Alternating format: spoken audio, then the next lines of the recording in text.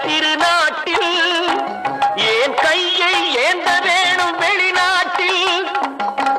ஒழுங்காய் பாடுபடு வயல் காட்டில் ஒழுங்காய் பாடுபடு வயல் காட்டில் உயரும் மதிப்பு அயல் நாட்டில் விவசாயி விவசாயி